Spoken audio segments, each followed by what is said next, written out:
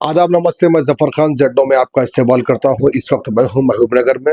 जैसे कि आप जानते हैं महबूबनगर म्यूनसिपल कॉर्पोरेशन इलेक्शन 2026 चल रहे हैं और इस वक्त हम हर जगह हर कैंडिडेट से बात कर रहे हैं और जो भी कैंडिडेट्स है उन सबको हम कवर कर रहे हैं और जो भी कैंडिडेट है वो अपने अपने अपडेट्स दे रहे हैं। तो इस वक्त मैं हूँ यहाँ पर महबूबनगर के इलाके 57 डिवीजन में पाल साहब गुट्टा में। इस वक्त मेरे साथ जुड़ने वाले हैं इसी एरिया के कैंडिडेट श्री MP प्रवीण कुमार। आइए हम उनसे बात करते हैं कि वो जिस तरह से भी रैलीज कर रहे हैं, जो कैनवेसिंग कर रहे हैं, कैसा रिस्पांस मिल रहा है और क्या वो अपडेट्स लेकर आए हैं, क्या उनके ख्यालात है और पब्लिक का क्या रिएक्शन है इनके इस कैनवेसिंग पे।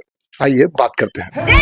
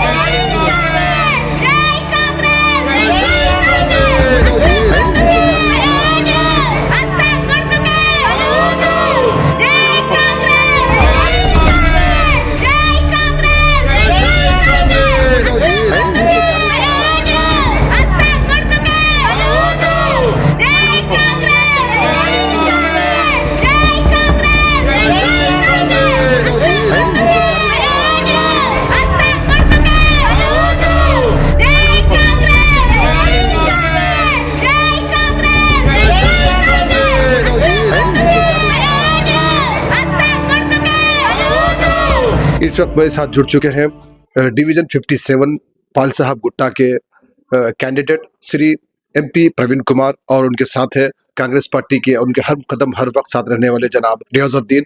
आइए हम बात करते हैं कैंडिडेट से। सर, आप यहाँ पर रैलीज कर रहे हैं, लोगों के घर घर पहुंचकर आपने वोट का अपील कर रहे हैं, तो यहाँ पर क्या रिस्पॉन्स मिल रहा है, पब्लिक का क्या रिएक्शन है? नमस्ते Z9 TV। इधर मऊनर म्यूनसिपैलिटी में 57 डिवीजन बोले तो तेलंगाना कॉलोनी, सुभाष नगर, पाल साहब गुट्टा, स्टेशन एरिया, राजेंद्र नगर एक पार्ट आता। ये पार्ट नया डिवीजन मऊनर म्यूनसिपैलिटी बनने के बाद नया डिवीजन बने हैं। ये डिवीजन में तकरीबन हम 30 साल से हिस्ट्री देखें तो TRS पार्टी लोग इधर రూల్ कर रहे। इससे पहले గత 30 సంవత్సరాలుగా ఇక్కడ ఈ ఏరియాలో కొన్ని సమస్యలు వెంటాడుతూ ఉన్నాయి.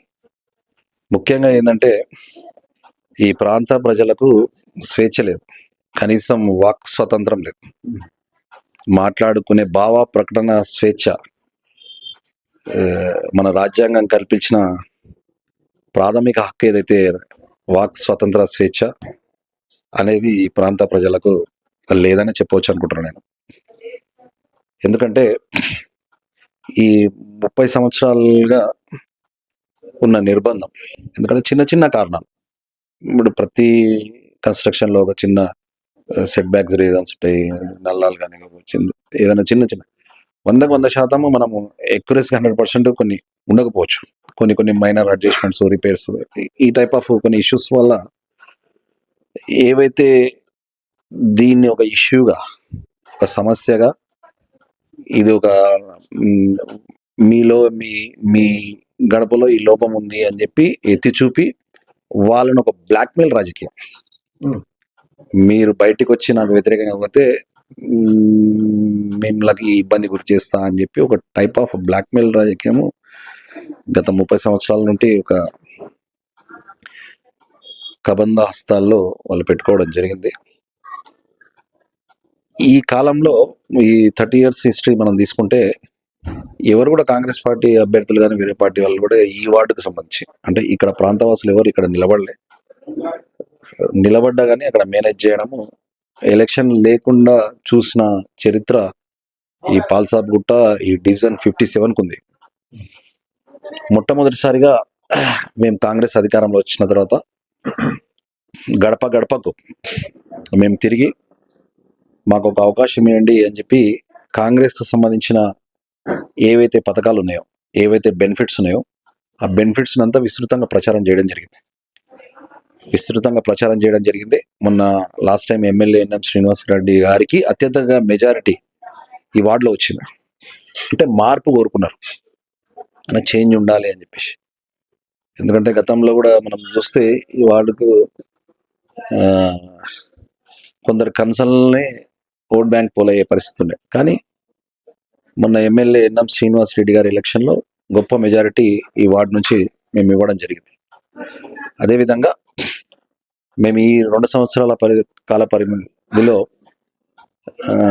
ఇందిరమ్మ ఇళ్ళు కానీ, రేషన్ కార్డ్స్ కానీ, 200 యూనిట్ల కరెంట్ కానీ, మరియు ఎన్నో సంక్షేమ కార్యక్రమాలు, గవర్నమెంట్ ఏదైతే సన్న బియ్యం, మరియు Kalyan Lakshmi, Shaadi Mubarak, CM relief fund, రకరకాల స్కీమ్స్ని పబ్లిక్ ఇంప్లిమెంట్ చేస్తూ వాళ్ళ లోపలికి మేము పూర్తి స్థాయిలో వెళ్ళడం జరిగింది. వాళ్ళు అంటున్నది ఒకటే, ఈ వార్డులో ఒక మార్పు రావాలి, చేంజ్ కావాలి. ఏదో రకంగా భయభ్రాంతులకు గురి చేస్తున్నారు. ఇప్పుడు మహిళా సంఘాలు ఉన్నాయి. విచిత్రంగా ఎట్లుంటుందంటే పరిస్థితి, వాళ్ళు మాట్లాడుకోవాలన్నా, ఒక మీటింగ్ చేసుకోవాలన్నా వాళ్ళే ప్లేస్ డిసైడ్ చేస్తారు ఏదో మీటింగ్ చేయాలని. అంటే వాళ్ళకు ఒక స్వేచ్ఛ వాతావరణం, ఇండివిజువాలిటీ లేదు, ఫ్రీడమ్ ఆఫ్ స్పీచ్ లేదు. కనీసం ప్రాథమిక హక్కులు అనేది లోపించింది ఎక్కడన్నా చెప్పుకోవాలంటే ఈ ప్రాంతంలోనే. అలాంటి పరిస్థితులు ఇప్పటి వరకు ఉన్నాయి. మొట్టమొదటిసారిగా మేము ఈ మంత్లోనే అందరితో డేటా డోర్ టు డోర్ వెళ్ళి ఇమ్మీడియట్గా మీకు ఫ్రీడమ్ రావాలి అంటే, మీకంటూ ఒక ఆఫీస్ ఉండాలి, మీకు అంటే ఒక మహిళా సంఘం ఉండాలనే ఉద్దేశంతో వాళ్ళకు డోర్ టు డోర్ మేము క్యాన్వాస్ చేసి, ఒక సంతకాల సేకరణ చేసి, ఒక మహిళా భవనాన్ని మేము ఎమ్మెల్యే గారితో చర్చించి దాన్ని హామీ తీసుకోవడం జరిగింది. ఖచ్చితంగా ఎలక్షన్స్లో మొట్టమొదటిగా మేము చేసే పని, ఎలక్షన్స్ తర్వాత చేసే పని అదే. దాంట్లో భాగంగా ఈ వార్డులో boys junior college ground walking ట్రాక్గా ఉంది. మేజర్ మా వార్డుకు సంబంధించిన జనాలంతా కూడా అక్కడ వాకింగ్ చేయడం, జిమ్, యోగా, ఈ టైప్ ఆఫ్ ఆరోగ్య రీత్యా గ్రౌండ్కు నిత్యం అక్కడ వెళ్ళడం.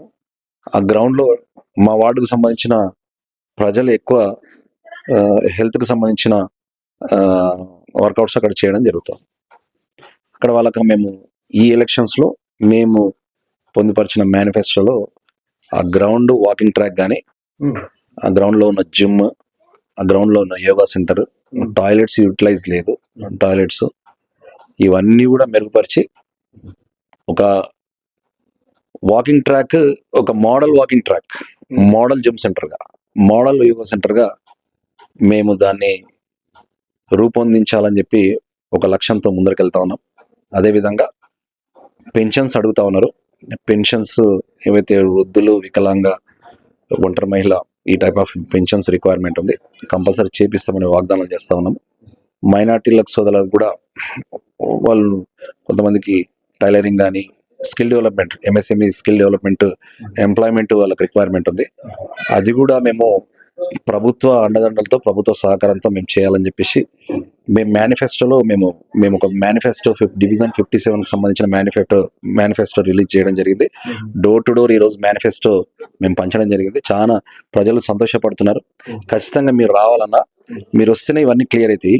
వేరే పార్టీ వాళ్ళు వస్తే కూడా వాళ్ళు ఈ పనులన్నీ చేయాలంటే కూడా మళ్ళీ మీ ఎమ్మెల్యే గారితో, మీ ప్రభుత్వంతో రావాలి. కాబట్టి మీరు వస్తేనే మిమ్మల్ని ఖచ్చితంగా మేము అడిగి చేపించుకోగలుగుతాం. మీరు రావాలనే ఒక నినాదం వాళ్ళ గడపల నుంచే నేను వింటా ఉన్నాను. నేను కూడా నా వాయిస్ కూడా ఏమిస్తా ఉన్నా అంటే, మీరు ఒక కౌన్సిలర్, కార్పొరేటర్ మీరు వచ్చి నిలబడ్డం కాదు, మీరు ఫోన్ కాల్ చేస్తే నేనే ఒక నాయకుడిని కాదు, నేను సేవకునిగా మీ ముందరకు వస్తా అని చెప్పి ఒక స్లోగన్తో నేను డోర్ టు డోర్ క్యాన్వాస్ చేస్తా ఉన్నా. నేను నాయకుడిని కాదు, ఒక సేవకుని అని చెప్పేసి, మీరు నా ఇంటికి వచ్చేది కాదు, నేనే మీ ఇంటి దగ్గరకు వస్తా అని చెప్పి నేను ఒక స్లోగన్తో నేను ముందరికి వెళ్తా ఉన్నా. అద్భుతమైన రెస్పాన్స్ ఉంది.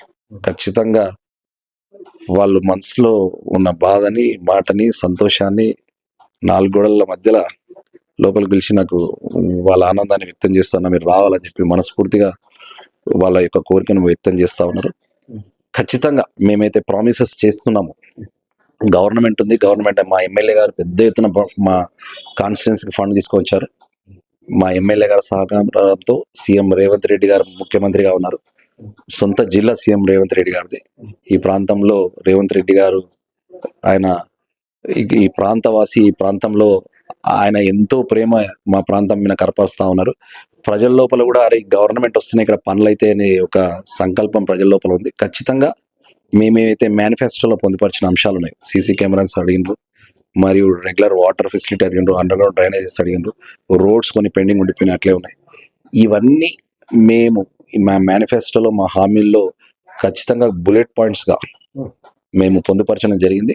ఖచ్చితంగా డివిజన్ 57కు సంబంధించిన ప్రతి ఒక్క ఓటర్ ఏవైతే ఆశిస్తున్నారో, ఏదైతే మార్పు కోరుకుంటున్నారో ఆ మార్పు కోసమై మేము కాంగ్రెస్ జెండా పట్టుకొని మార్పు కోసమై, ఒక డెవలప్మెంట్ కోసము, అభివృద్ధి కోసమై గడప గడపను టచ్ చేస్తూ వాళ్ళందరినీ నేను మా నాయకుని కాదు సేవకునిగా మీకు సేవ చేస్తా అని చెప్పి ఒక నినాదంతో ముందరికి వెళ్తా ఉన్నాం. ఖచ్చితంగా డివిజన్ నెంబర్ 57 పైన ఖచ్చితంగా 30 ఏండ్ల నిర్బంధ బానిస సంఖ్యలను బద్దలు కొడుతూ ప్రజలందరికీ స్వేచ్ఛాయుత వాతావరణం కల్పించాలనే లక్ష్యంతో ముందరికెళ్తా ఉన్నాం.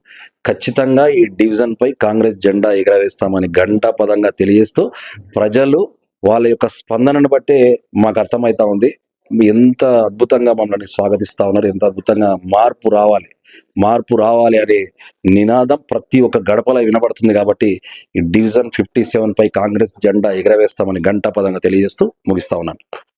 बहुत बहुत शुक्रिया सर. सर ने तो सब कुछ बता दिया, सवाल का कोई सवाल ही पैदा नहीं होता, क्योंकि हमारे जो ख्यालात थे, हमारे जो सवालात थे, सर ने वो सब सामने रख दिया. लेकिन मेरे साथ इस वक्त उनके जो हमरा हर वक्त जो उनके हर कदम साथ रहकर चलते हैं और इस वक्त कैनवेजिंग भी वो साथ चल रहे हैं, तो जनाब सैयद मोहम्मद रियाजुद्दीन से जानते हैं कि वो इस वक्त उनके साथ रैली में जा रहे हैं, उनके साथ रह रहे हैं, तो क्या रिस्पॉन्स मिल रहा है और किस तरह का आपको सपोर्ट मिल रहा है, एक दूसरे को किस तरह से लेकर चल रहा है?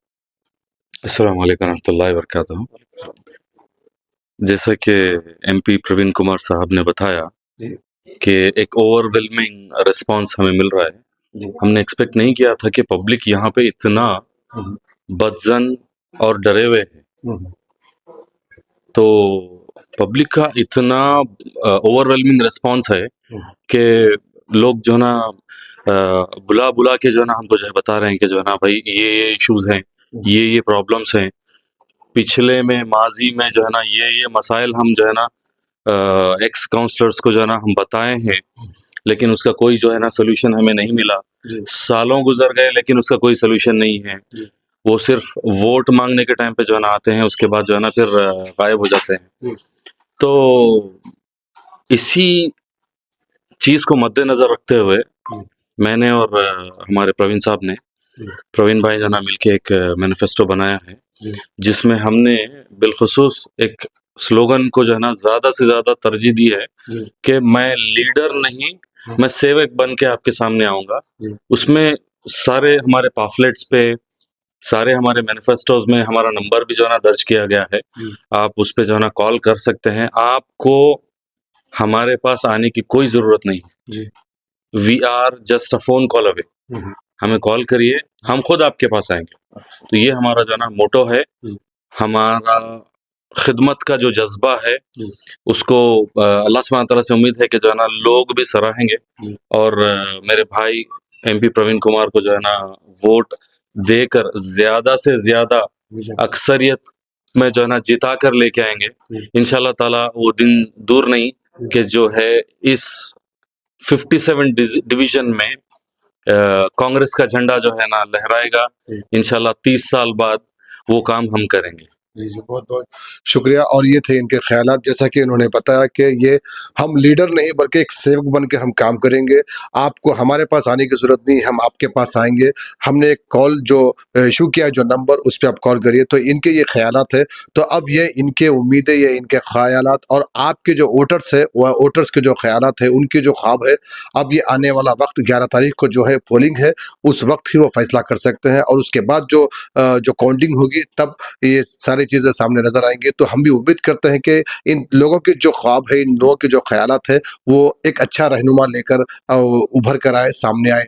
तो ऐसे ही अपडेट्स और न्यूज़ और प्रोग्राम्स हम आपको लेकर आपके सामने आते रहते हैं। तो हमारे इस प्रोग्राम्स को आप और देखना चाहते हैं, महबूबनगर में जो म्युनिसिपल कॉर्पोरेशन इलेक्शन 2026 के हो रहे हैं, वो तमाम अपडेट्स देखना चाहते हैं, तो आप हमारे इस चैनल को Z टीवी को यूट्यूब पर सब्सक्राइब करें, फेसबुक इंस्टा पे फॉलो जरूर करें। अब मुझे दीजिए इजाजत, मेरे साथ मेरे आज के जो गेस्ट थे मेहमान जनाब MP प्रवीण कुमार साहब, और हमारे साथ इस वक्त उनके साथी रियाजुद्दीन, हमको इजाजत दीजिए। और मेरे साथ कैमरामैन पर्सन मोहम्मद इरशाद, मैं आपका दोस्त और होस्ट। देखते रहिए Z टीवी, यही सच है।